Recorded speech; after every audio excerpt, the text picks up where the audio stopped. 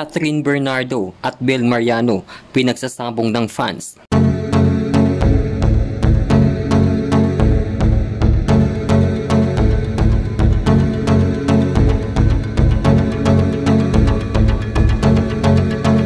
Tila pinagsabong ng kanilang fans online ang mga kapamilya actress na sina Catherine Bernardo at Bel Mariano. Base kasi sa latest episode ng Christopher Minute na umere noong Biyernes, March 1, mas lumala na raw ang gilian sa pagitan ng fans ng dalawang aktres dahil sa pagkakalink ni Donnie Pangilinan sa itinanghal na Asian Outstanding Star. Ayon ni Christopher Min, sinisisi daw kasi ng mga fans nitong si Bel Mariano si Catherine. Bakit daw kailangan pati si Donnie Pangilinan na karelasyon na raw nitong si Bel?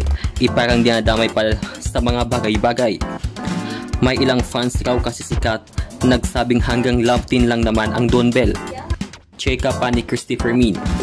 Ang sabi naman daw ng mga fans ni Catherine na wag daw i-claim ng Don Bel fans dahil hanggang love team lang naman daw at hindi naman daw totoo sa totoong buhay. Say naman ng co-host nitong si Romel, tila bangka raw si Kat at kung sinong malidikit na lalaki sa kanya ay bibigyan agad ng kwento.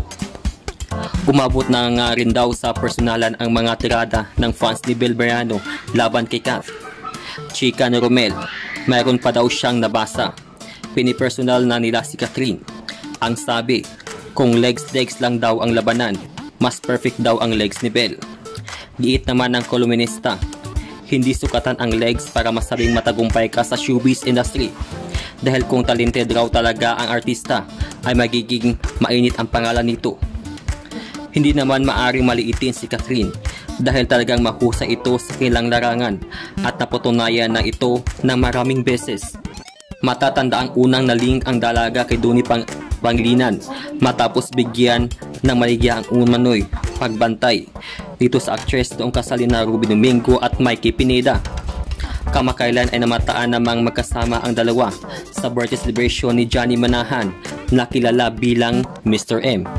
Kayo, anong masasabi niyo sa balitang ito? I-comment yan sa comment section at huwag kalimutang mag-subscribe.